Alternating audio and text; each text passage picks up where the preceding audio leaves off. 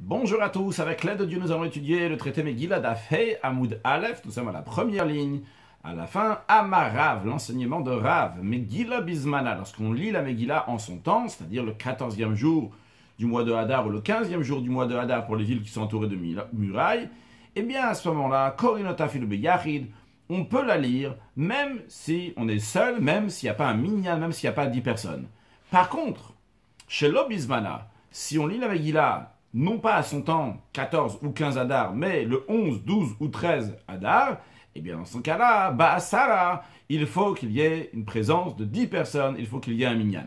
Rashi, Bismana, c'est-à-dire Beyudalet, le 14e jour du mois de Hadar, Mitor, Sheichovalo, vu que c'est une obligation pour la personne de lire la Megillah Bobayom, le jour Al-Kol Yachid ou Yachid, sur chaque personne individuellement, il y a cette obligation. C'est la raison pour laquelle que Korinota Filo Beyachid, c'est pour ça qu'on peut la lire, même si on est seul. De Akol Korimbo, vu que tout le monde lit ce jour-là même. Donc, Ve'ika Pirsumanes, donc dans ce cas-là, il y a le fait de diffuser le miracle, que tout le monde va être au courant de ce miracle, même si tu ne le fais pas en public, mais c'est Pirsumenisa. Par contre, toujours dans Rashi, chez l'Obisbana, si c'est pas en son temps, Gon Kfarim, comme par exemple donc les villageois, Magdim le Yemaknisa, qui devancent, donc au jour de rassemblement, donc le jeudi ou le lundi qui précède la fête de Purim, En Korinota El Abasara, eux, les villageois qui devancent avant le 14 Hadar, ne peuvent la lire uniquement avec 10 personnes,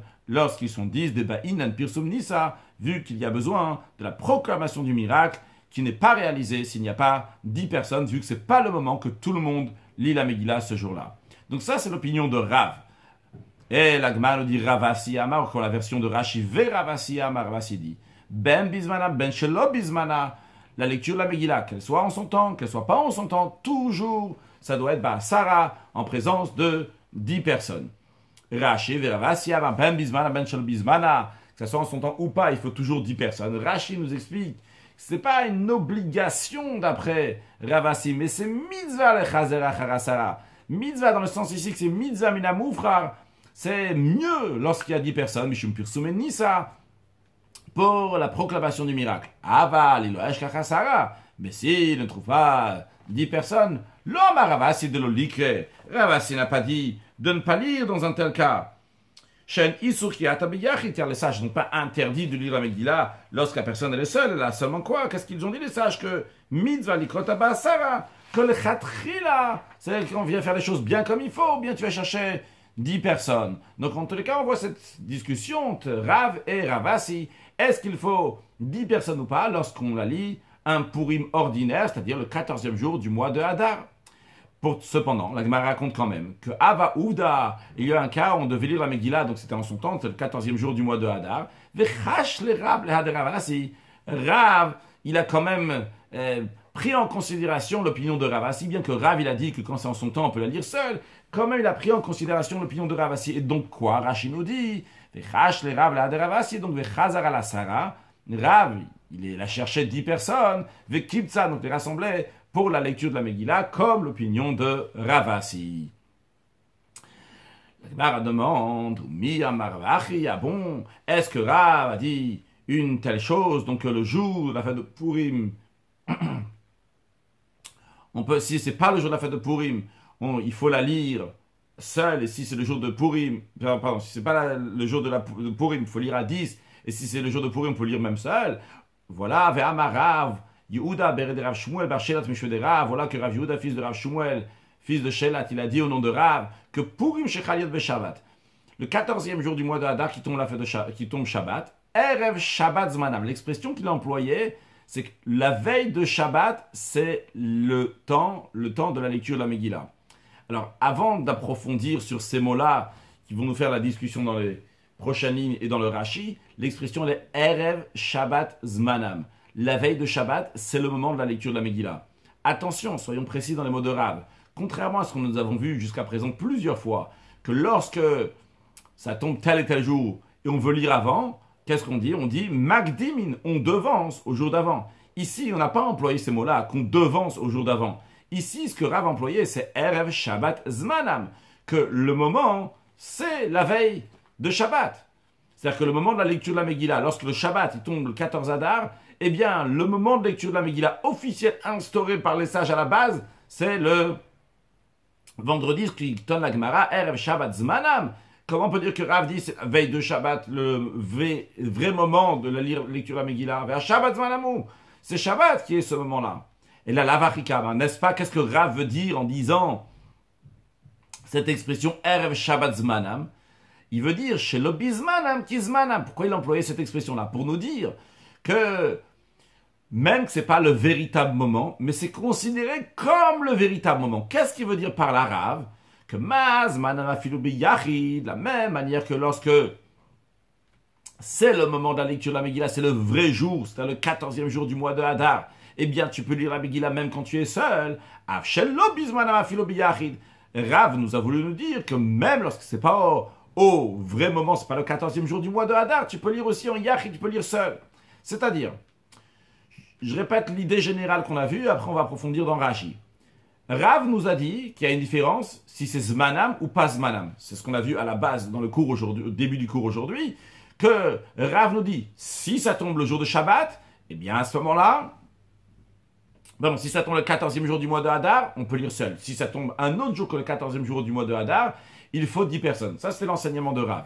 Maintenant, on a un autre enseignement de Rav qui nous dit, lorsque la fête de Purim tombe Shabbat, eh bien, on lit le Shabbat, le vendredi avant. Mais comment il a dit on lit le vendredi avant? Il a dit Erev Shabbat Zmanam. La veille de Shabbat, c'est le moment. Sous-entendu, c'est le moment. Alors nous, on interprète les paroles de Rav. C'est pas Rav qui a dit. Nous, on interprète les paroles de Rav en disant pourquoi Rav s'est exprimé d'une telle manière, nous disant que la veille de Shabbat, c'est le moment. Il fallait nous dire, on devance la lecture à vendredi. Pourquoi il dit la veille de Shabbat, c'est le moment? Alors nous, on interprète les paroles de Rav en disant pourquoi il a employé une telle formule? C'est pour nous dire que quand on va lire la veille de Shabbat, c'est comme si on lisait Shabbat. De la même manière que quand on lit la veille de Shabbat, quand on lit le jour de Shabbat, c'est-à-dire le jour 14 Adar, eh bien, tu lis seul. De la même manière aussi, la veille de Shabbat qui est le 13, tu pourras lire seul. Comme ça, on comprend.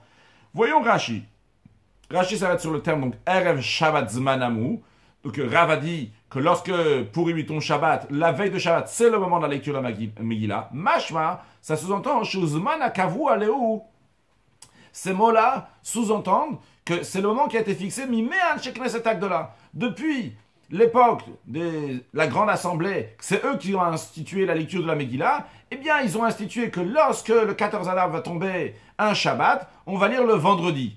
Pourquoi on explique comme ça les paroles de Rav? Midlokam Magdimim l'Erev Shabbat. Rav n'a pas dit on devance la lecture à la veille de Shabbat. Quand tu dis on devance de Shabbat à la veille de Shabbat, c'est-à-dire qu'on devance de Shabbat 14 au vendredi 13, ça sous-entend qu'on devrait lire le Shabbat 14, mais pour la raison qu'on a pris dans le cours précédent, que Rabba il a dit on ne peut pas, donc on va devancer donc pour le vendredi 13, mais c'est pas ce que Rav a dit, c'est pas la manière qu'il s'est exprimé. Oui, le concret, ce qui en ressort des paroles de Rav, c'est qu'on va lire le vendredi 13 et non pas le Shabbat 14, mais l'expression qu'il a employée, Erev Shabbat Zmanam, la veille de Shabbat, c'est le moment, sous-entend que c'est depuis les Anshe Knesset Agdola que eux ont institué la lecture de la Megillah. Ils ont institué que lorsque le Shabbat va être le 14 Adar, on va lire le vendredi 13 Adar. Les Harika donc c'est pour ça que la Gemara questionne vers Shabbat Zmanamu. C'est Shabbat le moment de la lecture. Shari Yuddal Tugbali Pazim, vu que le 14e jour, c'est lui qui a été fixé pour les villes ouvertes, et non pas le vendredi. Alors, nous interprétons les paroles de Rav, toujours dans le texte de Rashi. Et là, seulement quoi? Quelle est la raison pourquoi Rav a employé cette expression-là de Erev Shabbat Zmanam, que la veille de Shabbat c'est le temps? C'est pas pour nous dire que c'est les Anshe Knesset Agdola qui ont institué qu'on va lire la Megillah le vendredi 13 à la place du Shabbat 14. Ce n'est pas ça. C'est pas pour ça qu'il a employé ces mots-là. Ce n'est pas juste. Pourquoi il a employé les mots de Erev Shabbat Zmanam? Pourquoi Rav a dit que la veille de Shabbat, c'est le temps? Il n'a pas dit que la veille de Shabbat, on va avancer donc de Shabbat à la veille de Shabbat. La raison pourquoi il a pris cette formule, c'est Tishmamina. Pour que toi, quand tu vas écouter les paroles de Rav, tu vas déduire que vu que les sages du peuple juif, qui sont après l'Anshe Knesset Agdola, qui sont après ceux qui ont institué la lecture de la Megillah, ils ont institué les Hagdim d'avancer, donc de ne pas lire le Shabbat 14, mais de lire le vendredi 13. Pourquoi Mishum de Rabba à cause du décret que Rabat nous a enseigné que les sages ont dit que les gens risquent de porter la Megillah à l'extérieur pendant Shabbat. C'est la raison pour laquelle qu'on devance au vendredi 13. Alors, dans ces cas-là, c'est comme un jour qui est fixe, les Chol Varav pour tous ces détails. C'est-à-dire, bien que c'est les sages qui sont après l'Anshek Knesset Agdola, ils ont dit, tu vas pas lire le Shabbat 14 parce que les gens ils risquent de porter la Megillah à l'extérieur si tu lis le Shabbat, donc tu vas lire le vendredi 13. Eh bien, Rav nous dit, maintenant qu'on lit le vendredi 13, eh bien, c'est comme si c'était Shabbat 14 dans tous ces détails. Bien que c'est pas au moment habituel, c'est pas le 14, c'est le 13. Quand même, avec Izmanam, c'est comme en son temps. Et donc, nous, c'est comme ça que nous comprenons les paroles de Rav. Et on dit dans ces cas-là, ce que Rav veut nous dire, que de la même manière, quand c'est Zmanam, c'est le bon moment, c'est le moment normal, le 14 Adar, tu peux lire même seul. Et dans ce cas-là, même quand c'est le 13 Adar, tu peux lire même seul. Tu n'as pas besoin d'un minyan, tu n'as pas besoin de 10 personnes. Comme ça, on a compris dans les paroles de Rav qu'il a dit Erev Shabbat Zmanamu. La Gemara a dit non, c'est une erreur. Tu n'as pas compris les paroles de Rav. C'est pas ça l'explication des paroles de Rav.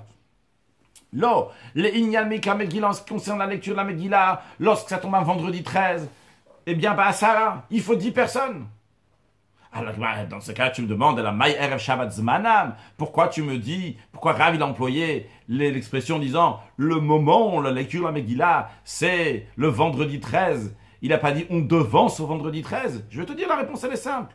C'est la poucle des Rabbi. Il a raison pourquoi Rav il a employé cette expression. C'est pour exclure l'opinion de Rabbi.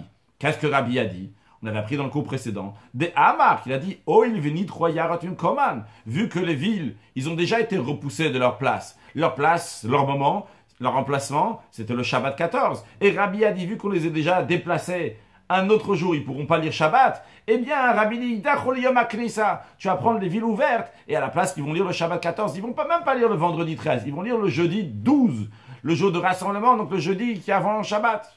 Shabbat, évidemment, le jeudi qui est avant Purim.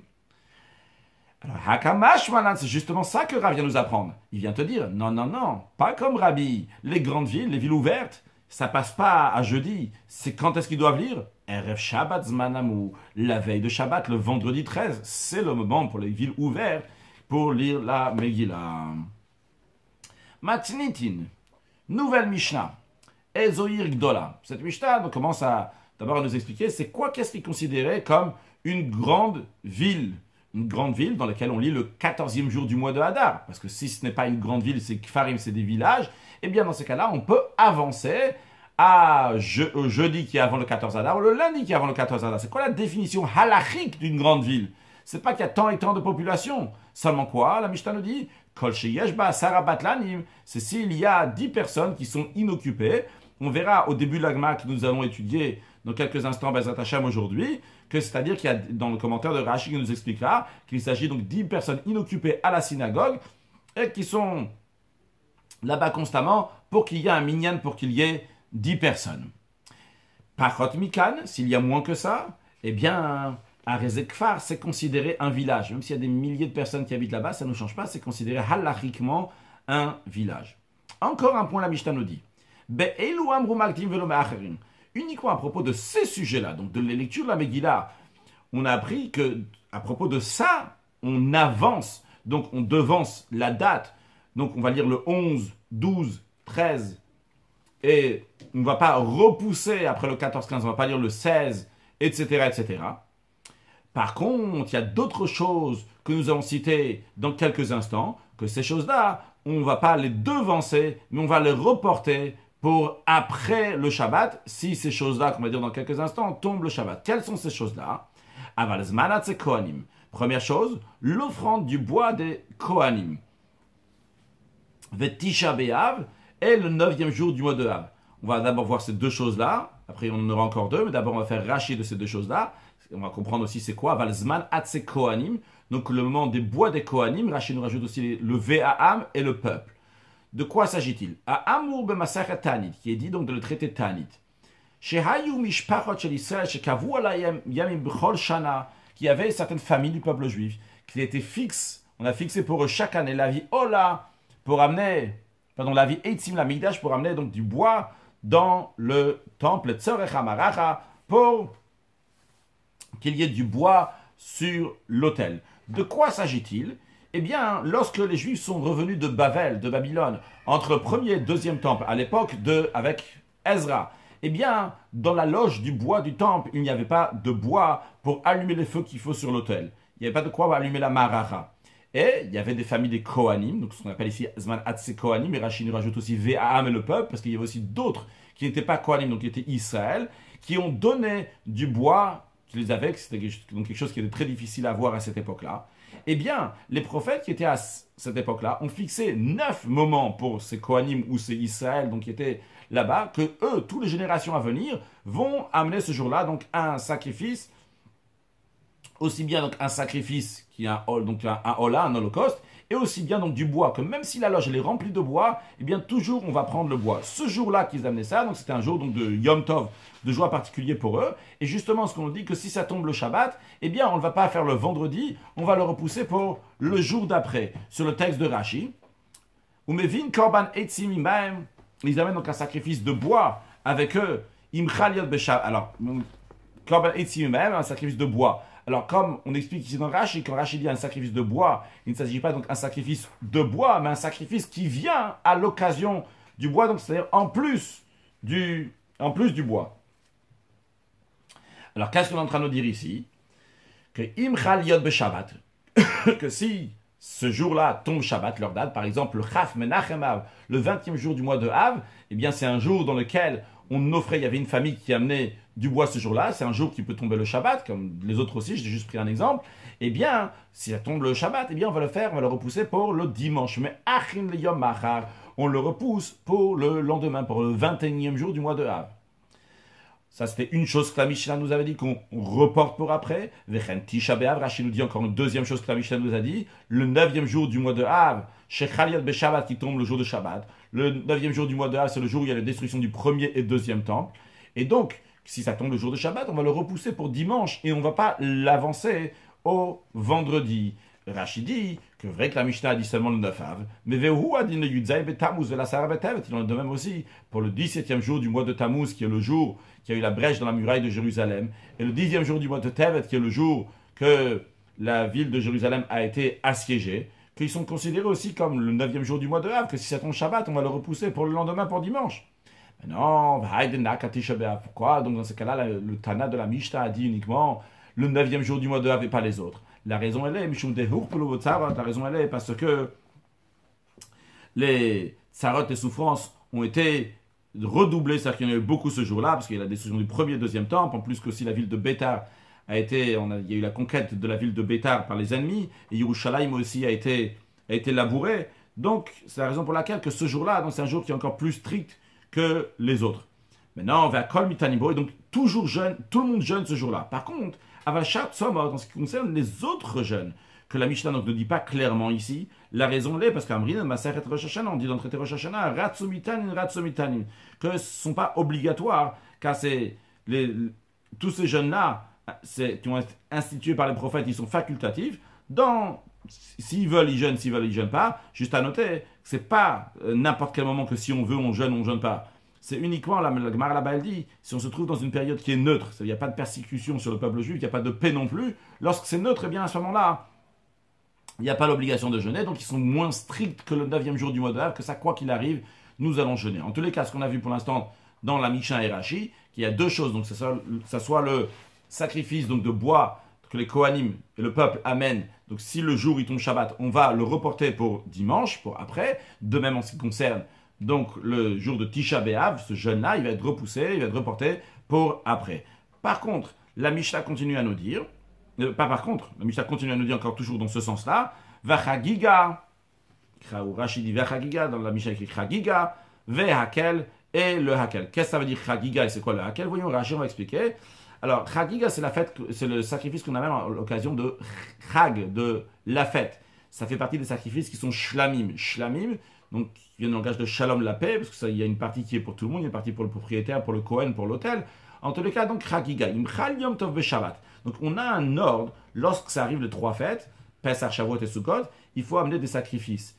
Il y a trois sacrifices qu'il faut amener. Il y a les Shalmei Chagiga, donc les shlamim, ce sacrifice de Chagiga de fête qu'on va manger. Il y a les Shalmei Simcha, il y a les shlamim, donc de joie, pour se réjouir lors de la fête, et il y a la oladriya, donc l'holocauste, de voir. On verra dans la suite, c'est parce que quand on vient voir Hachem, eh bien, il faut toujours avoir quelque chose, il ne faut pas venir les mains vides, il faut venir avec des sacrifices. C'est la ola. Donc maintenant, on est en train de parler des shalmei chagiga. Donc on dit, Imchal Yom Tov Shabbat. Si le premier jour de fête tombe un Shabbat, eh bien, Dochin Shalmei Chagiga le Mahar. On repousse ces sacrifices festifs pour le lendemain, pour dimanche. Pourquoi on peut repousser? Shariyesh la tashlum kol shiva, parce qu'il y a un remboursement, il y a une possibilité de ramener ce sacrifice à la place de le ramener le premier jour de la fête. Tu peux encore le ramener pendant les 7 jours de la fête, que ce soit Pesach, Shavuot et Sukkot. Encore une quatrième chose, la Mishnah nous dit qui va être repoussée pour le lendemain, et on ne va pas le faire si ça tombe Shabbat. De même, l'assemblée, le rassemblement du peuple. Quand est-ce que se passait ce rassemblement de tout le peuple, hommes, femmes et enfants? Shayabishana Reshona Shel Shemitah, qui était la première année de la Shemitah. Shemitah, donc c'est un cycle de 7 ans. Et donc la première année de ce cycle de 7 ans, Bemotsae Yom Tov Harishon Shel Chag. Il faut changer ici, dire Harishon. Donc à la fin du premier jour de la fête de Sukkot. Imaginons qu'aujourd'hui, c'est le premier jour de la fête de Sukkot. Eh bien, ce soir, à la sortie de la fête, eh bien, le roi va rassembler tout le peuple juif, hommes, femmes et enfants, dans le temple, de manière plus précise, donc dans la cour du temple.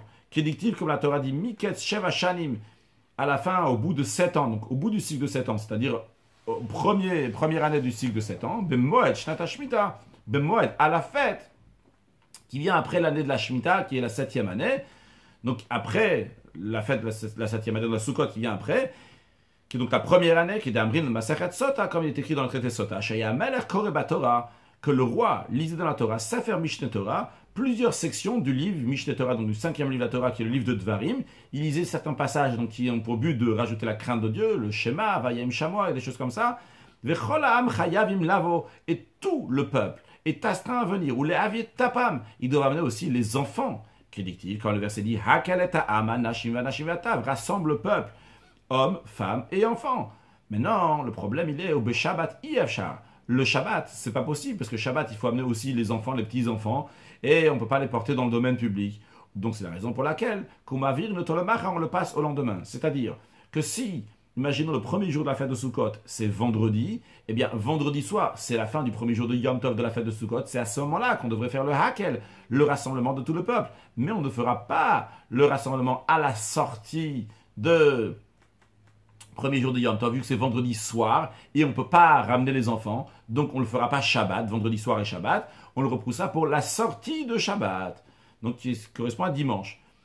Ça, c'est une raison pourquoi on ne le fait pas le Hakel le Shabbat. Rashi rajoute une deuxième raison, Bigmar Yerushalmi Mefaresh. Dans le Talmud de Yerushalmi, c'est expliqué. Dehad lo avdinan le Beshabbat. La raison pourquoi on ne le fait pas Shabbat, Mipne Abima, c'est à cause de l'estrade. De quoi s'agit-il? Rashi nous explique. Il dit, comme c'est enseigné, Bima shel etz ayu osim la meler bazara. On faisait une estrade en bois pour le roi, pour que le roi va se mettre dessus. Donc pendant la lecture de tout ce qu'il va lire, Yoshev alea, le roi s'asseyait donc sur l'estrade.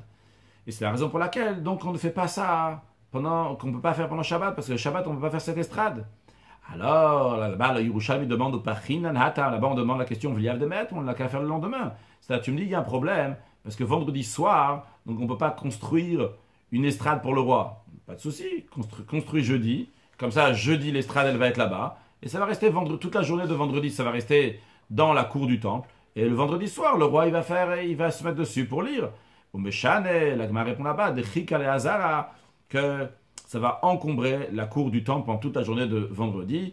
Et c'est la raison pour laquelle on ne voulait pas faire ça pour lire le vendredi soir. Donc on la construisait à la sortie de Shabbat, et à ce moment-là, donc, on repoussait le Hakel, et la Mishnah nous dit, donc, toutes ces choses-là, ces 4 choses-là qu'on a dit, donc, que ce soit l'offrande des Kohanim, donc, du bois des Kohanim et du peuple, ou bien, deuxièmement, le 9e jour du mois de Av, ou bien, la Chagiga, ou bien le Hakel, mais Achin velo Makdimin, eh bien, sont quelquefois reportés à une date ultérieure, mais jamais on avance, et on verra dans la Gemara quelle est la raison qu'il faut toujours qu'on va les repousser et non pas les avancer.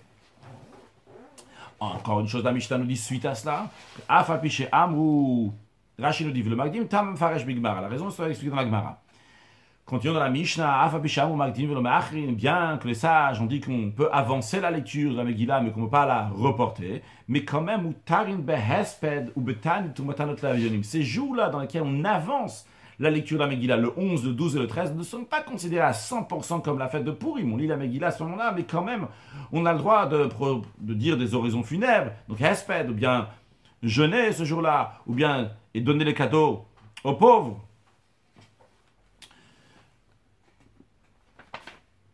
Rabbi Yehuda donne une précision. Quels sont les villages qui peuvent avancer la lecture de la Megillah le jeudi ou le lundi qui précède Purim? Rabbi Yehuda dit, et Matai, dans quel village on peut avancer la lecture? Makom shenichnasim bashini bachamish, c'est uniquement quand il s'agit d'un endroit où les habitants viennent de toute façon en ville le lundi et le jeudi. Makom shenichnasim do bashini bachamish, s'il s'agit d'un endroit où les villageois ne se rassemblent pas le lundi et le jeudi, eh bien, dans ces cas-là, une korinota la bismala, il doit la lire uniquement en son temps, comme on l'avait déjà appris dans le cours précédent. Rachid nous avait expliqué que c'était uniquement pour le bien des villageois qu'on leur dit qu'ils peuvent lire le lundi et le jeudi. Mais s'ils ne se rassemblent pas le lundi et le jeudi, à quoi ça sert de leur dire de venir spécialement le lundi et le jeudi pour lire la lecture de la Megillah? Gemara.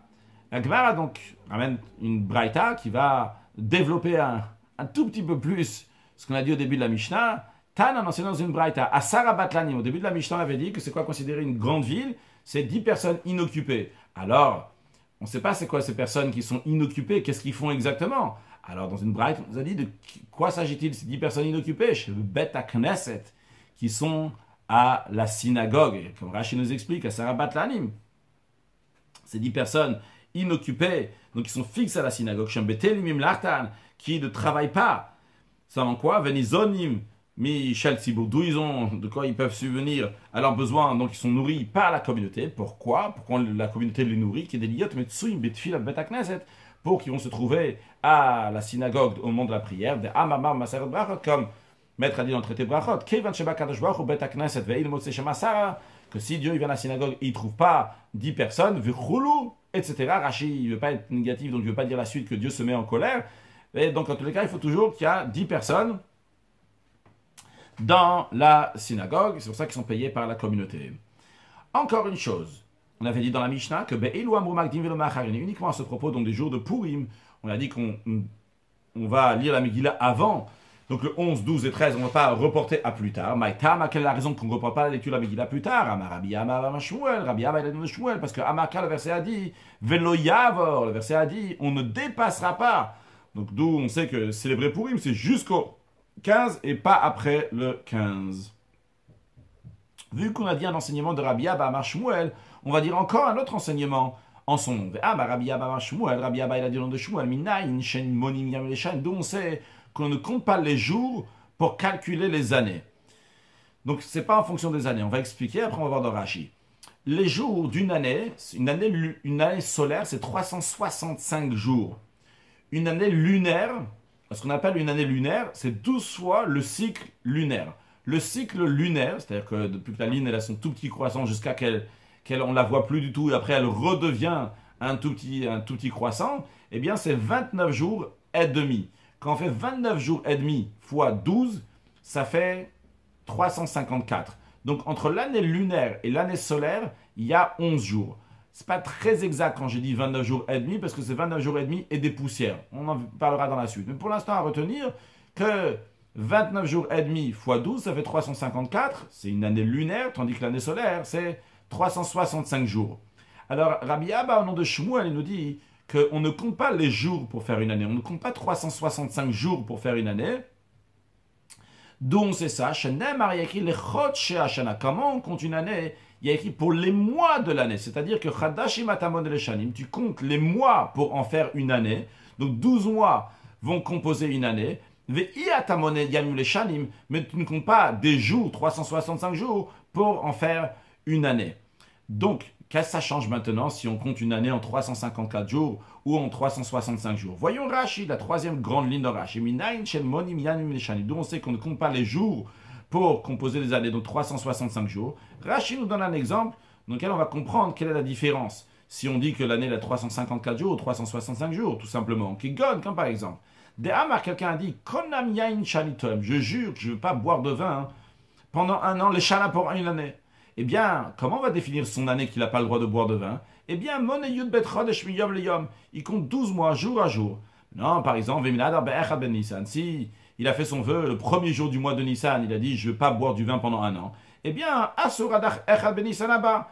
Il est interdit de boire du vin pour lui, cette personne-là, jusqu'au premier Nissan de l'année à venir. Aval Bishadain Yeshuda Lef Yom. Bien que quand ça va arriver le 11 Nissan de l'année à venir, il a fait que seulement 354 jours. Et il reste encore 11 jours pour compléter les 365 jours. Puisque chez Yebot Achama Yeterin Alimot Alvana, il y a 11 jours de plus dans l'année solaire que l'année lunaire. Encore une chose, Rashi nous dit, encore une chose qui vient nous enseigner, et Rabbi Abba au nom de Shmuel, que Pe'amim Shanu Osim Chadashim Chasarim. Des fois, on fait des mois qui sont manquants, c'est-à-dire, on a dit tout à l'heure que le cycle lunaire, c'est 29 jours et demi. Mais 29 jours et demi et des poussières. Ce qui fait que, en général, déjà, on va dire 29 jours et demi pour simplifier tout d'abord, avant de rajouter les poussières. Donc, si tu as 29 jours et demi, eh bien, automatiquement, ça fait que un mois, tu vas avoir 29 jours pour un mois, et encore un mois de 30 jours. Un mois 29 jours, et un mois 30 jours. Comme ça sera équilibré, puisque le 29 et demi, le et demi, il est partagé. Un mois, tu fais 29 tout court, donc il reste un demi, tu laisses pour le prochain mois. Donc, le prochain mois, il y aura 29 et demi plus une moitié, tu auras 30 jours.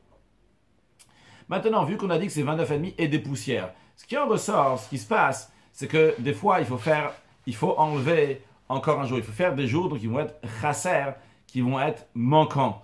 C'est-à-dire qu'en général, dans une année en normale, il y a 6 mois qui sont 29 jours et 6 mois qui sont 30 jours. Mais ça arrive des fois des années dans lesquelles il y a 5 mois qui sont manquants et 7 mois qui sont remplis. Donc on peut avoir donc une situation comme ça, ça peut être aussi même qu'il peut y avoir 4 mois qui sont manquants et 7 qui sont remplis, donc une année qui est très remplie. Eh bien, on nous dit que cette personne-là, quand on a dit un an, eh bien on ne va pas regarder maintenant si l'année, elle avait 354 jours ou 356 jours, ou combien de jours elle avait cette année. Nous, ça nous intéresse uniquement, est-ce que c'était de Aleph Nissan jusqu'au mois Aleph Nissan. Tout ce qu'on regarde, on regarde combien de mois il y a eu. On ne regarde pas maintenant les jours de cette année. Donc ça, c'est la deuxième chose que Rashi nous dit à la fin, que je répète. Des fois, il y a 7 ou 8 mois qui sont manquants dans l'année.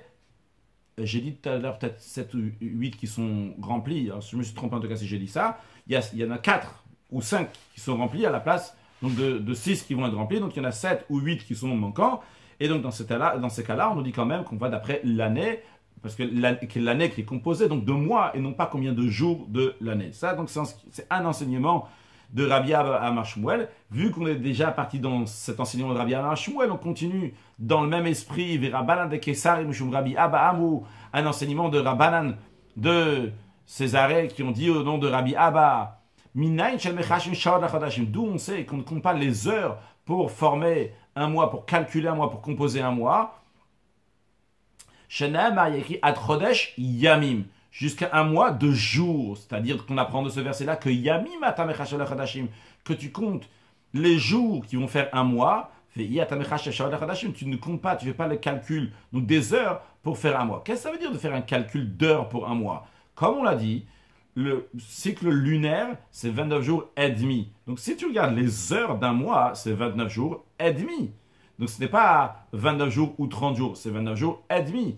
Alors on aurait pu penser que quand quelqu'un il se base pour dire quelque chose jusqu'au prochain mois, eh bien tu vas dire « Ah, je regarde 29 jours et demi ». Eh bien non, on ne regarde pas 29 jours et demi. On regarde si ce mois-là il va avoir 29 jours ou 30 jours. Ça, c'est ce qui nous intéresse, comme l'exemple que Rashi nous donne. Shaot lechodashim. On ne compte pas donc les heures pour en faire des mois, mais des jours pour en faire des mois. Kegon. Comme par exemple, à Omer, un homme qui dit à sa femme « Zeg giter, voici, ça c'est ton acte de divorce. Im lo batimikan atrodesh ze, que je vais pas revenir jusqu'à ce mois-ci. » Donc cette personne-là, il a donné un acte de divorce à sa femme avec une condition. Il a dit voilà, je pars en voyage, je ne sais pas ce qui va se passer. Écoute, si je reviens pas de telle à telle date, eh bien, ça sera ton acte de divorce si je ne suis pas revenu. J'ai pris un exemple, mais la personne doit être vivante quand il divorce, évidemment. Donc, dans tous les cas, ça sera sur ton acte de divorce.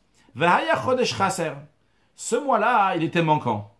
Donc, imaginons que la personne, elle est revenue donc le soir à 18h. Et le soir à 18h, c'était déjà Rosh Chodesh. Parce que, mais donc on va dire aujourd'hui. Aujourd'hui, on est le 29e jour du mois. Et la personne elle arrive ce soir à 18h. C'est un mois dans lequel il y a seulement 29 jours. Il n'y a pas 30 jours. Mais non, on va faire Rosh Chodesh ce soir. Ça commence à 18h, à la tombée de la nuit. Ce sera Rosh Chodesh. Lui, il arrive. On peut dire un instant.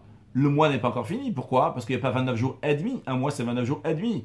Et là, on n'a eu que 29 jours. On n'a pas eu 29 jours et demi. Où il est le demi, il n'est pas là. Donc, il peut dire à sa femme, non, tu n'es pas divorcé. Vu que le mois, il n'est pas encore arrivé. Eh bien, on dit non, ça ne marche pas comme ça. On ne regarde pas les heures du mois, 29 jours et demi.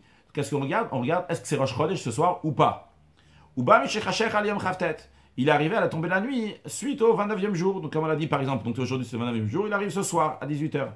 Et non, on ne dit pas, on ne dit pas, cette personne-là, elle est encore dans le mois. Ça vu que le mois lunaire, donc le cycle lunaire, c'est 29 jours et demi. On ne dit pas ça. Ça va quoi? On regarde en fonction des jours. Et donc, cette femme-là, elle sera divorcée si lui, il est arrivé une fois qu'il c'est déjà la nuit de Rosh Chodesh. Donc, Rachid nous a donné un exemple pour qu'on comprenne.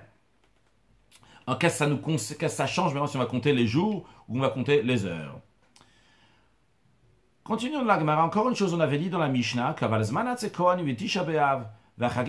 c'est quatre choses là. Que ce soit le moment donc les Kohanim amènent le bois, ou bien que ce soit le 9e jour du mois de Av, le jour de jeûne, ou bien le sacrifice de fête, ou bien le Hakel, le rassemblement, si ça tombe le Shabbat, mais Acharin, c'est reporté pour après, et c'est pas avancé.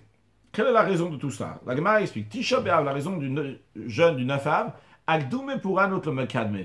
On ne peut pas avancer la commémoration d'une catastrophe. C'est-à-dire ici, bien qu'il y a un raisonnement de dire qu'on va faire le jeûne le 8e jour ou le 7e jour, vu qu'on sait que c'est le 7e jour du mois de Av que les Goïms sont rentrés dans la cour du temple pour plus tard commencer la destruction. Mais quand même, donc vu qu'on aurait pu commencer avant, quand même, vu que c'est la commémoration d'une catastrophe, on ne va pas la devancer. Maintenant, en ce qui concerne le Chagi avec Hakel, l'offrande de la fête et l'assemblée, pourquoi le Hakel on ne rassemble pas ça, on n'avance pas ça? La raison elle est, parce que le temps de leur obligation n'est pas encore arrivé pour qu'on dise tu vas rembourser quelque chose, c'est pas encore arrivé l'obligation. Alors, la Gemara nous a dit seulement trois choses. Elle nous a dit la raison pour Tisha B'Av, donc on ne veut pas avancer comme pour la commémoration d'une catastrophe. En ce qui concerne aussi le Chagiga et le Hakel, mais la Gemara n'a pas dit en ce qui concerne le bois des Kohanim. Alors Rashi nous dit que c'est la même chose aussi pour le bois des Kohanim. Voyons sur le texte de Rashi, c'est pas encore arrivé le moment de faire l'offrande de Chagiga ou bien le Hakel, le rassemblement. Donc Imyak dit moi, s'ils vont le vancer avant, le Yatsoye de Chovat, ils sont pas quittes. Tu peux rembourser quelque chose que tu dois, mais quand c'est pas tu dois pas encore, tu peux pas le faire. Et Rashi nous dit de même en ce qui concerne donc le bois des Kohanim. Chez Kavua,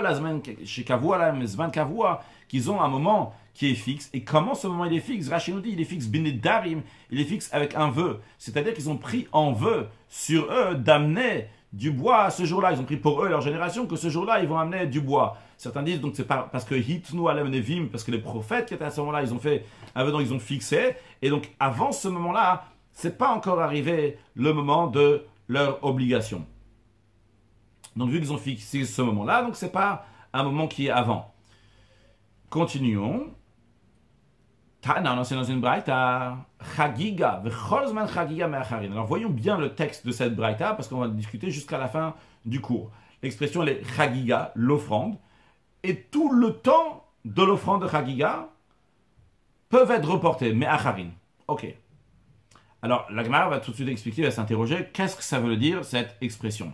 La Gemara dit, Bishlama Chagiga, je comprends bien l'expression, qu'est-ce que ça veut dire que Chagiga, tu repousses donc ce sacrifice-là, hein, on l'a déjà appris dans la Mishnah, on le comprend bien, dit Mikla Beshavta, ça veut dire que si le premier jour de Yom Tov, le premier jour de fête, donc de Pesach, Shavuot ou Sukkot, tombe un jour de Shabbat, mais Acharina le Bata Shabbat, on va reporter l'offrande de Chagiga, on va pas l'offrir le jour même de Shabbat, on va l'offrir le lendemain, après Shabbat, on va l'offrir dimanche, ou après. Et la Zman Chagiga, mais qu'est-ce que la Braïta elle veut dire lorsqu'elle dit Zman Chagiga, que le temps de l'offrande de Chagiga s'est repoussé pour plus tard? De quoi s'agit-il? Nous allons voir dans la Gemara trois réponses. La première, celle de Rav Oshaya, la deuxième, celle de Rav, et la troisième, celle de Rav Ashi. Voyons donc celle de Rav Oshaya. D'abord, il y a un Rashi. Bishlama Chagiga. Rashi nous explique, donc on comprend bien l'expression de la Braïta qui dit Chagiga, de Katan Me'achim, qu'on la repousse pour plus tard. Ikla Shabbat, ça tombe Shabbat, on comprend bien, ok, c'est le premier jour de Yom Tov, il tombe Shabbat. Chagiga, tu ne la fais pas le jour de Shabbat, tu vas le faire plus tard. Mais qu'est-ce que ça veut dire Zman Chagiga, le moment de Chagiga? Eh bien, Amar Ravoshaya a dit, Hachikama. Voici ce que la Braïta elle veut dire. La Braïta veut dire comme ça. Chagiga be Shabbat. La Chagiga, si ça tombe le premier jour de fête, si ça tombe un jour de Shabbat, eh bien, dans ces cas-là, évidemment, tu ne peux pas l'offrir Shabbat, tu l'offriras plus tard ce sacrifice. Par contre, le Tana nous dit en nous disant V'chol zman Chagiga, et tout le temps de l'offrande de Chagiga, il veut nous parler ici d'une deuxième chose. Tout à l'heure, nous avons parlé que lorsqu'il y a la fête, on amène 3 sacrifices. On a parlé donc Shalmei Chagiga, ce qu'on vient de parler aussi à l'instant, donc le sacrifice d'offrande de Chagiga de fête. On avait parlé aussi d'une deuxième chose qui nous intéresse, on ne va pas rementionner la troisième, mais la deuxième chose qui nous intéresse, on avait parlé de Olad Re'iyah, d'un holocauste de vue littéralement. Donc cet holocauste-là, c'est à amener à chaque fois qu'on vient voir Hachem, donc dans le temple, que Hachem nous voit dans le temple, eh bien il ne faut pas venir les mains vides, il faut amener un sacrifice d'holocauste donc pour Hachem. Ça s'appelle Olat Re'iyah, donc l'offrande de Re'iyah. Eh bien ça, il faut l'amener aux 3 fêtes, Pesach, Shavuot, Sukkot. Eh bien, le Tana vient nous enseigner, d'après Ravoshaya, qu'est-ce qu'il vient nous enseigner? Que Afilu B'Yom Tov, même si ça tombe un jour de fête, c'est-à-dire que le premier jour de fête est un dimanche, un lundi, un mardi, un mercredi, un jour de semaine, qu'on pourrait tout à fait, a priori, amener la Ola, l'Holocauste, le premier jour de Yom Tov, eh bien, il vient nous dire, Afilu B'Yom Tov Zdezman Chagiga, bien que c'est un jour de fête qui tombe en semaine, et que c'est le moment qu'on offre le Chagiga, vu que c'est un jour de semaine, on peut offrir le Chagiga, ce n'est pas Shabbat. Mais quand même, en ce qui concerne la Olad Re'iyah, l'Holocauste, mais Acharin, ça, on va le repousser. Je vais dire oralement, après on va voir Rashi, la suite de l'Agma, qui nous va nous éclaircir un peu plus. Il y a 2 sortes de sacrifices. Il y a qui nous concerne ici. Il y a le Shlamim et il y a le Ola. Le sacrifice de Shlamim, comme on l'a mentionné tout à l'heure, les propriétaires vont recevoir une part, vont manger une part. Le sacrifice de Ola, d'Holocauste, les propriétaires ne vont pas recevoir une part. L'idée qu'il y a derrière les paroles de Rav Oshaya, c'est l'opinion de Beth Shammai que nous allons voir dans quelques instants. Beth Shammai va nous dire, tu veux, pendant le jour de fête, le premier jour de fête, tu veux amener un sacrifice donc de Shlamim, il n'y a pas de souci, amène un sacrifice de Shlamim, tu peux le faire. Pourquoi? Parce que toi-même, tu vas en profiter. On a le droit de cuisiner, de faire la shrita, de faire ce qu'il faut pour avoir de la viande à manger aujourd'hui. Donc, tu veux amener ton sacrifice de Shlamim, donc de Chagiga, le premier jour de la fête, tant que ce n'est pas Shabbat, vas-y avec plaisir, ce que te dira Beth Shammai. Par contre, en ce qui concerne le sacrifice de Ola, d'Holocauste, Beth Shammai te dira, non, c'est problématique, tu ne peux pas le faire pendant le jour de fête, même si c'est en semaine. Pourquoi? Parce que Beth Shammai explique le verset qui dit, ou les vado yaselachem, donc uniquement dans ce que vous allez manger, vous pouvez faire pendant Yom Tov, l'expression c'est lachem, yaselachem, vous pouvez faire pour vous. Lui, il traduit le mot lachem, pour vous, ce qui est pour vous, vous les êtres humains juifs, et non pas ce qui est pour Dieu. Un holocauste, c'est entièrement pour Dieu. Tu ne vas pas recevoir une part du Ola, du sacrifice holocauste. C'est la raison pour laquelle que Beth Shammai dit, un holocauste, tu ne peux pas l'amener lors de la fête du jour de fête, même si c'est en semaine, parce que toi, tu ne vas pas en manger. Donc, Rav Oshaya, il interprète comme ça la Braïta. Alors, la Braïta, elle dit que Chagiga, donc Chagiga, ça veut dire l'offrande de Shlamim que tu vas en manger. Donc, si ça tombe un jour de semaine, le premier jour de Yom Tov, dans ce cas-là, tu vas l'offrir. Eh bien, Chol Zman Chagiga, même si c'est le moment de Chagiga, d'offrir ton offrande, mais en ce qui concerne le Olad Re'iyah, mais Acharin, tu vas devoir le repousser. Voyons sur le texte de Rashi. C'est un peu plus que ce que j'ai dit sur le Chagiga. Voyons le texte de Rashi. Afilu b'yom tov de zman Chagigai. Même si c'est le jour de fête, c'est le moment de Chagiga, c'est-à-dire chez Moutar la Klisham et Chagiga, c'est permis d'amener donc des offrandes de fête. Mais quand même, mais Acharin Olad Re'iyah Atchul Shel Moed. On va repousser le Ola, l'Holocauste. Lui, on ne va pas le faire le premier jour de Yom Tov. On va le repousser pour les jours intermédiaires de fête. Maintenant, Rashi nous dit, voici l'expression donc du Tana de la Braïta. Il nous dit comme ça, Chagiga mais Acharin. La Chagiga, elle va être repoussée. Ça, c'est ce que je n'ai pas dit oralement juste avant de commencer le Rashi. Que Rashi nous dit maintenant, Chagiga mais Acharin. Que la fête, le Chagiga, l'offrande, ça arrive des fois qu'on la repousse. Quand est-ce qu'on la repousse? Si ça tombe Shabbat. Ça, c'est une chose que le Tana de la Braïta nous dit. Une deuxième chose, il nous dit, Encore, il y a une autre chose. Chez Giazmano, que lorsque ça arrive son moment, mais Achin Oto, Yom, on repousse ce jour-là. Ashuzman Chagiga, bien qu'en ce qui concerne la Chagiga, on la fera ce jour-là. Mais on repoussera quelque chose d'autre ce jour-là. C'est quoi? Ve'ezo, c'est laquelle? Ve'ezo, point d'interrogation, c'est laquelle? Zo'oladriya, c'est l'Holocauste de vue, donc l'Oladriya, chez Chovadregel, qui est une obligation qu'on doit l'amener à la fête, qui est dit, quand il est écrit, Loïra ou Fanairekam, vous n'allez pas voir mon visage, les mains vides lorsque vous allez venir au temple. C'est dit dans le traité Chagiga que Loïra ou Fanairekam, qu'est-ce que ça veut dire ne pas voir mon visage, les mains vides? Il faut avoir des holocaustes et des sacrifices donc de fête. Va filouari. Et quand même, on te dit que Beyom Tov, c'est le premier jour de Yom Tov, même si ça tombe en semaine, lo karva, tu n'amènes pas la Oladreia, tu n'amènes pas l'Holocauste. D'après qui va cette opinion, donc comme Rav Oshaya interprète cette braïta, ça va au Bet Shammai, c'est l'opinion de Bet Shammai, des Amr qui disent Yom Tov, on ne peut pas amener le jour de Yom Tov, Ola, un holocauste, Aïchol la volée machar, si tu peux le ramener le lendemain, l'holocauste, ne l'amène pas le jour de Yom Tov, va filou ichovat regel, même si c'est l'obligation de la fête, tu as une occasion pour l'amener après, dans le Chol HaMoed, dans le jour intermédiaire de fête, eh bien, amène-les après, ne les amène pas, tu n'as pas le droit de les amener le premier jour de la fête. Comme la Gemara explique ce qu'on vient de dire, Mani, donc d'après qui, d'après l'explication de qui va l'opinion de Rav Oshaya, ce que Rav Oshaya nous dit, on dit c'est Bet Shammai, c'est l'opinion de Bet Shammai. Dans une Mishnah, Bet Shammai disent Mevim shlamim biyom tov. On a le droit d'amener des offrandes de shlamim que le propriétaire va avoir une partie, va en manger. On a le droit de les amener pendant le jour de fête. Parce qu'on a le droit de cuisiner le jour de fête, ce que j'ai besoin, moi, un être humain. Ve'en somchim alem. Un deuxième point, il nous dit, mais on n'a pas le droit de s'appuyer sur elle. De quoi s'agit-il? Voyons Rashi, Mevim shlamim biyom tov. On a le droit d'amener donc des shlamim, des sacrifices de paix pendant Yom Tov, car Machal Adam Kar, c'est l'être humain qui va manger Yom Tov. Uktiv, il est écrit, tout ce qui va être mangé donc pour les êtres humains, vous avez le droit de faire. Tu as le droit de manger, tu vas manger un shlamim, tu as le droit de sacrifier aussi. Par contre, il nous dit, Ve'en somchim alem, on n'a pas le droit d'appuyer dessus. C'est-à-dire qu'avant d'amener un sacrifice, il faut mettre les deux mains sur le sacrifice, appuyer fort sur la tête donc, de l'animal, et donc c'est partie donc, du rite du sacrifice. Mais Bet Shammai nous dit que tu n'as pas le droit de faire ça pendant Yom Tov. Pourquoi? Shasmicha shvuti. Parce que mettre les mains sur un animal, c'est de manière forte comme ça, c'est interdit. Donc les sages ont interdit. D'où on apprend ça, que c'est interdit, d'où ce que les sages ont interdit. Il était dit, Elohim mishum shvut, voici certaines choses qui sont interdites par les sages. Donc shvut, c'est une interdiction que les sages ont interdit. L'horreur vinal gabebeima, parmi les choses donc, qui sont dites là-bas dans la Mishnah, dans le traité Beitza, c'est que les sages ont interdit qu'on n'a pas le droit donc, de chevaucher sur un animal. Alors qu'est-ce qu'on va faire maintenant sur les sacrifices qu'on va offrir le jour de Yom Tov? On doit faire une smira, c'est obligé de mettre les deux mains sur le sacrifice. La réponse elle est, ils vont appuyer les mains donc le jour d'avant. Il y a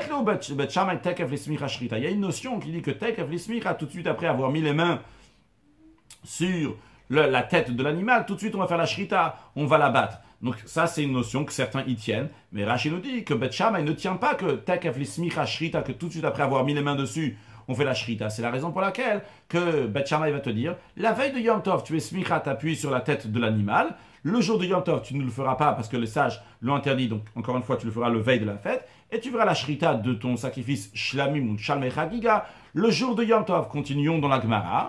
Aval lo olot, on n'a pas le droit d'apporter des offrandes qui sont ola. Rashi aval lo olot, non pas des holocaustes. En mevin, ça n'amène pas. Pourquoi? Des sabres, car ils pensent, lachem, il est écrit lachem pour vous, velo la gavoa, et pas pour le haut, c'est-à-dire pour vous. Vous avez le droit d'amener quelque chose donc, que vous allez manger, mais non pas quelque chose qui va être pour le gavoa, pour Hachem. Parce que pour Hachem, donc c'est pas pour vous, donc vous n'allez pas en manger, vous n'avez pas le droit. Donc, ça, c'est l'opinion de Bet Shammai. La Mishnah continue à nous dire, ou Bet Hillel omrim, Bet Hillel disent, mais vim shlamim veolot, on peut apporter des offrandes et des offrandes de shlamim, et aussi des offrandes donc de hola, vesamchim nalem, et on peut y appuyer sur elles pendant le jour de Yom Tov. Rashi, ou Bet Hillel omrim, vim shlamim veolot, on peut amener aussi bien donc des shlamim et aussi des holot. Ou mani mekayem lachem, le verset dit, yaseh lachem, ça va faire pour vous. On vient de voir avant, dans le Rashi d'avant, que Bet Shammai disait lachem, c'est pour vous, et non pas pour quelqu'un d'autre. Alors qu'est-ce qu'ils vont faire maintenant avec le lachem? Il dit lachem c'est pour vous les juifs, mais non pas pour les non-juifs. On n'a pas le droit de cuisiner, de préparer, etc. pour un non-juif pendant Yom Tov. Bien, ça c'était l'explication de Rav Oshaya sur ce que la Braïta a dit, que Chagiga, que la Chagiga et tout le temps de Chagiga, on repousse. Je répète encore une fois, Chagiga, c'est-à-dire la Chagiga, si elle tombe le jour de Shabbat, on va la repousser pour après. Même si c'est un shlamim, on le repoussera pour plus tard. Et Cholzman Chagiga, il y a encore une autre chose, que même si c'est le moment de Chagiga, c'est le moment qu'on peut, oui, amener l'offrande de shlamim, donc qui est un jour de Yom Tov, eh bien on pourra repousser, il faudra repousser pour après, c'est d'après Beth Shammai, que c'est la Oladreia qu'on ne peut pas amener le jour de Yom Tov. Deuxième explication sur la Braïta qui a dit Chagiga, Cholzman Chagiga, mais Acharin. L'explication de Rava. Rava il dit Chagiga, Cholzman Chagiga, mais Acharin.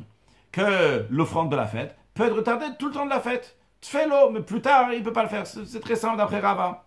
Ditnan, il amène donc une Mishnah qui nous enseigne cette idée-là. Mishelo Chag b'Yom Tov Harishon shel Chag. Il est dit celui qui n'a pas apporté, ici Chag, c'est pas celui qui n'a pas fait la fête, celui qui n'a pas fait le Chagiga, celui qui n'a pas amené son sacrifice de Chagiga, donc le premier jour de la fête, eh bien, il peut apporter son offrande pendant tout le reste de la fête. Il peut même l'amener le dernier jour de la fête de Sukkot, c'est-à-dire donc le Shmini Atzeret. Bien que Shmini Atzeret soit une fête en soi-même, il y a Sukkot c'est une fête et Shmini Atzeret c'est une autre fête, eh bien, il peut aussi l'amener même Shmini Atzeret. Si la fête est passée, il n'a pas apporté son offrande de fête, et il n'en a plus la responsabilité. Rashi, Kolzman Chagiga. Donc Rava nous dit que Kolzman Chagiga, c'est Kol HaRegel. C'est tout le temps de la fête. Ad Yom Tov Achon, jusqu'au dernier jour de la fête, Rashi le Shaota, il peut l'attarder, donc, et finalement l'amener, et il sera quitte de le ramener quand il faut. Troisième explication sur le mot de la Braïta, que Chagiga, Kolzman Chagiga, mais Acharin. Ravashi dit, Chagiga, Kolzman Chagiga, mais Acharin. Qu'est-ce qu'on vient de dire ici? On vient nous enseigner que même lorsque Yom Tov il tombe Shabbat, eh bien, l'offrande il va être reportée. Que ce soit, va filer Atzeret de Chad Yom HaMachim, même le Atzeret, même Shavuot qui a un seul jour, eh bien, il vient nous dire, je vais expliquer dans l'instant, Atzeret de Chad Yom HaMachim, même Shavuot qui est donc un seul jour, mais Acharin, on le repousse pour plus tard. Voyons Rashi. Ravashi Amachagig, Kozman Shenem Rabu Chagi Amacharim. Il bat be Shabbat. Si ça tombe Shabbat, va filer Atzeret, le chidouche de Ravashi, ça tombe Shabbat, et même si c'est Shavuot, que Shavuot, she'ina el Yom Echad, c'est seulement un seul jour, Shavuot. Shavuot, c'est pas comme Pesach qui a 7 jours, c'est pas comme Sukkot qui a 7, 8 jours.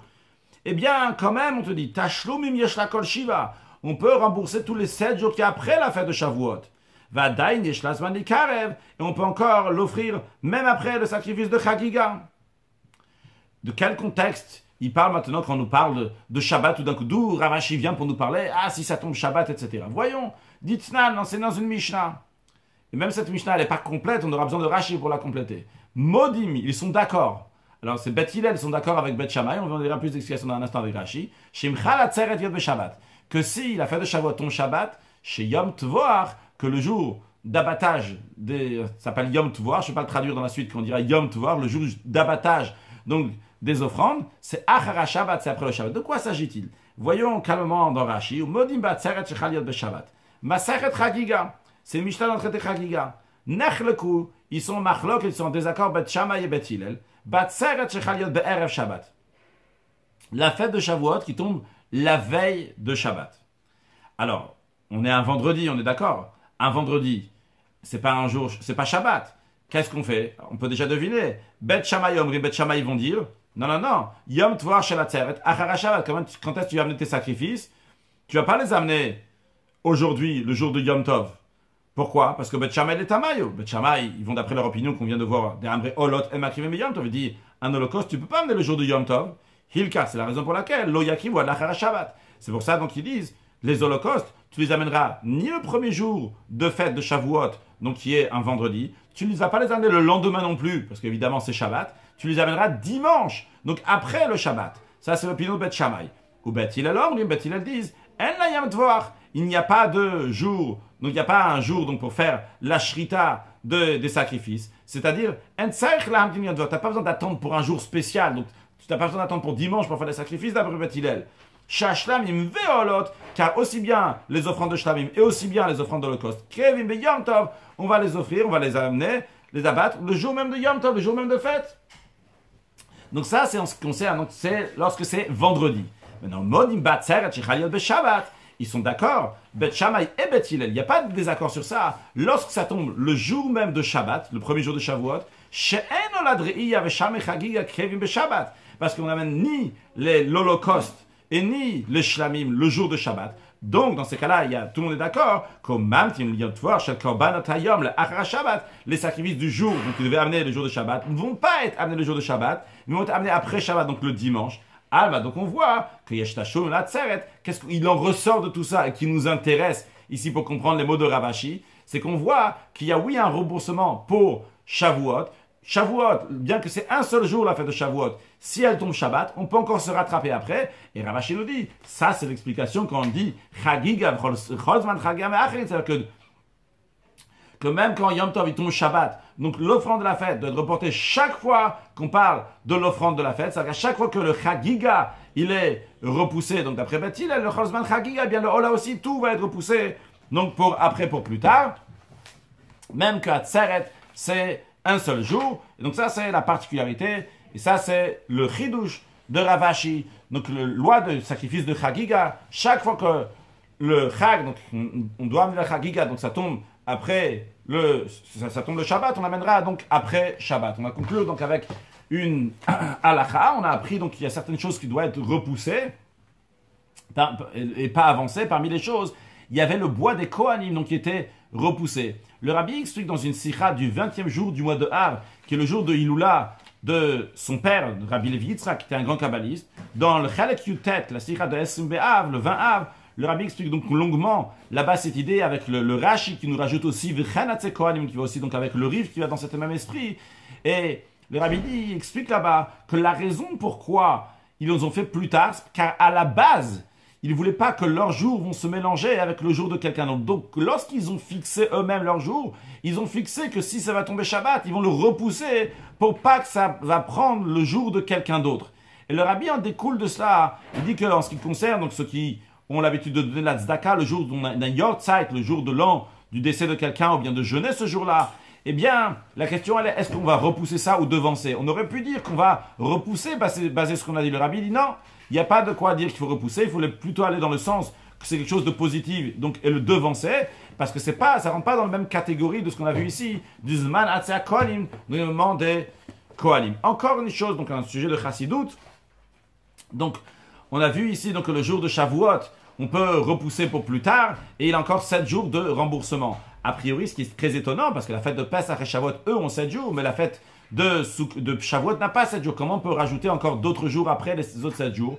Eh bien, le Rabbi explique dans Chalek Rafred, dans la Sikha de Yudbet Sivan, donc qui est Tashloum, dans le Jimé à Tashloum, les jours de remboursement de Shavuot, que justement, ça, c'est la particularité de la fête de Shavuot, que Shavuot, Hachem a choisi le peuple juif. Choisir le peuple juif, non pas pour une qualité, mais tout simplement parce que Hachem les a choisis. Un vrai choix, ce n'est pas quelque chose que je choisis pour une raison. C'est je le choisis parce que je veux. Et Dieu nous a choisis parce qu'il voulait nous choisir. Donc il a pris quelque chose de tout à fait ordinaire. Et ça s'exprime aussi dans les jours de remboursement de la fête de Shavuot, qui ne sont pas donc des jours qui sont particuliers, mais tout simplement des jours qui sont ordinaires. Il n'y a rien de spécial de ces jours-là.